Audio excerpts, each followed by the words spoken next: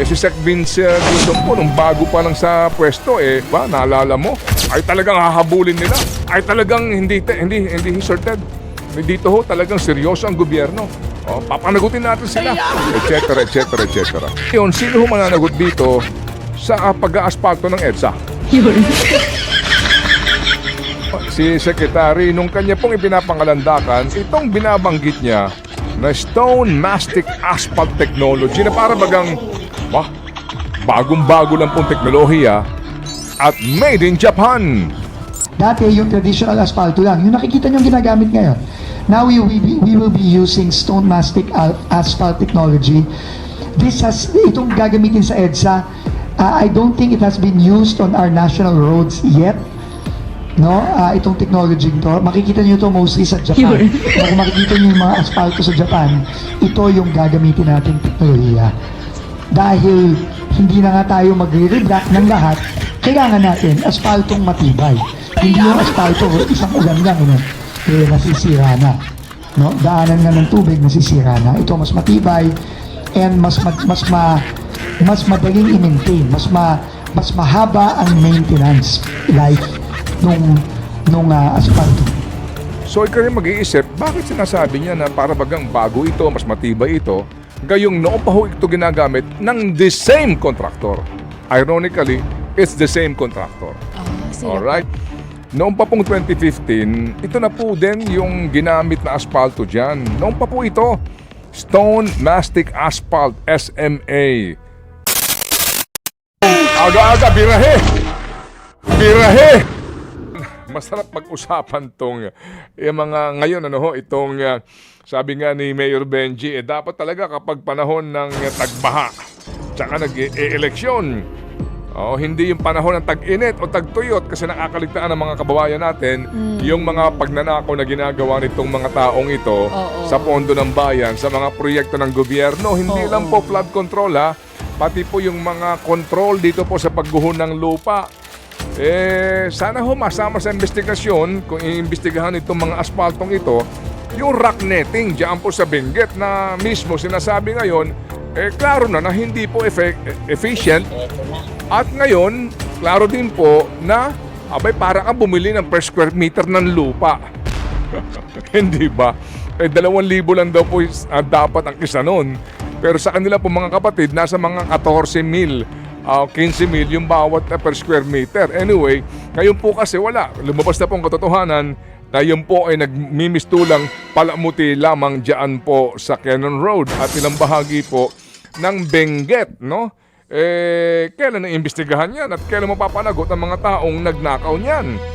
Si Sec Vince Dizon po, nung bago pa lang sa pwesto, ahanga-hanga naman din talaga, di ba? Naalala mo? Ay talagang hahabulin nila. Ay talagang hindi sorted. Dito ho, talagang seryoso ang gobyerno. Papanagutin natin sila, etc. Ngayon, sino ho mananagot dito sa pag-aaspalto ng EDSA? Dapat meron. Oo, kasi nga naman kagagawa lang. Bilyong pisong ginasta natin dyan. Katapos, sabihin na natin malakas yung ulan. Pero ganun lang ba kabilis? Masisira yung proyekto na bilyong pisong halaga.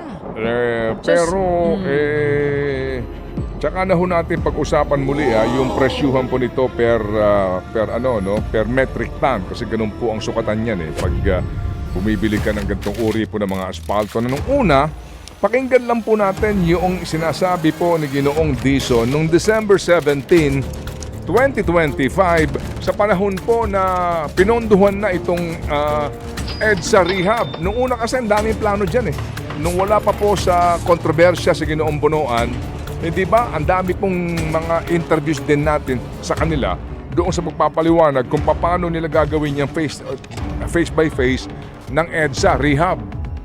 Naging asphalt na lang, overlay. Pero may mga reblocking din. At inuna yung busway. Ngayon kahapon mismo, kasama ko yung aking kumpare. Habang kami nasa auto, pinag-usapan ka namin kasi crush ka daw niya. Talaga? Oo. Sabi ng kumpare ko, yun nga. May kausap ka bang kumpare? Kahapon kasama ko, pare ko Ayos siya. Ayun pare ko. Pare mo yan? Yung pare mo yata na yan, kilala kong crush niyan, yung pare mong yan. Bawal yan magka-crush ha. Ah? Kasi may jowa na yan. Ah? Oo. Hindi naman silosa yung jowa niya. Okay. Anyway, Sa bagay, crush lang eh. O sige, Oo. tuloy mo. Ano napag-usapan nyo? Naramdaman nyo? Yung mga ano? abay, Yung lalim? magmula sa EDSA Guadalupe Oh. hanggang doon sa malayong bayan ng Trinoma. Ba? Oh. Aba, Kamusta ang biyahe nyo? Smooth ba? Para akong bumiyahe ng Bangkok. Ang tagal. Ilang oras? Ilang oras ang biyahe mo? Mahigit 2 oras. Uy, Ah. sakit. Nakakangilo. Pero sabi ko nga, sa mga nasa traffic, huwag na ako kayong magalit. Talo ho kayo dyan pa nagalit po kayo. Tama naman. Oo, wala naman kayo magagawa sa traffic eh. Unless Oo. maglalakad kayo, iwanan mo yung sasakyan mo dun sa traffic. Hindi naman. Oo. Pero isipin po na lamang ninyo, sino mga may gawa nito? Although yung volume ng auto, given yan. Pero yung pong dahilan pa ng pagbabagal ay yung mga lubak-lubak. Hindi ba? iwasan syempre Okay. ng mga sasakyan. Oo. Puntahan lang natin to, si Secretary, nung kanya pong ipinapangalandakan, itong binabanggit niya na Stone Mastic Asphalt Technology na para bagang, bagong-bago lang pong teknolohiya at made in Japan. Panoorin po natin, pakinggan po natin to. And then we will be using new asphalt technology. Dati yung traditional asfalto lang, yung nakikita nyo ginagamit ngayon. Now we will be using stone mastic asphalt technology. Itong gagamitin sa EDSA, I don't think it has been used on our national roads yet. No, itong technology to, makikita nyo to mostly sa Japan. No, kung makikita nyo yung mga asfalto sa Japan, ito yung gagamitin nating teknolohiya. Dahil hindi na nga tayo magre-reblock ng lahat, kailangan natin asphaltong matibay. Hindi yung asphalto, isang ulan lang, nasisira na. No? Daanan nga ng tubig, nasisira na. Ito mas matibay and mas madaling i-maintain. Mas mahaba ang maintenance life nung asphaltong to. Mas mahal siya ng konti, pero dahil nga hindi siya ganung kabilis masira, mas matanggal ang kanyang maintenance life. So, yon ang pagkakaiba nung lumang plano at nung better plan na gusto ng ating Pangulo. So, this is now the better plan. Better plan nga naman daw ito kasi nga made in Japan at hindi siya madaling masira. O nga naman, kailan ba nailatag ito? Kasi po yung sinasabi niya na bagong teknolohiya lamang, with all due respect, alam niyo po, meron na pong, may isa pong, isang bihasa dito po sa usapin na ito. Ang nag-post nga din at kompleto po ito ng dokumento, sinasabi niya, doon pa lang po nung una, yung Andrew Avenue, ito po ay dito ho, sakop po ito ng South Manila District Engineering Office ng DPWH. Noong pa pong 2015, ito na po din yung ginamit na asfalto dyan. Noong pa po ito, Stone Mastic Asphalt, SMA. Pero dati-rati po, mura-mura pa yung presyo nito. Yung unit cost nito per metric ton is 8,400. Kasi ngayon, dito po sa bagong kontrata, lumalabas mga kapatid na siguro inflation, mga nasa 15,000 na mahigit. Dumoble ho halos, no? From 2015.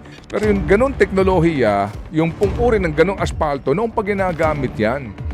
So ikaw rin mag-iisip, bakit sinasabi niya na para bagang bago ito, mas matibay ito, gayong noong pa ho ito ginagamit ng the same contractor. Ironically, it's the same contractor.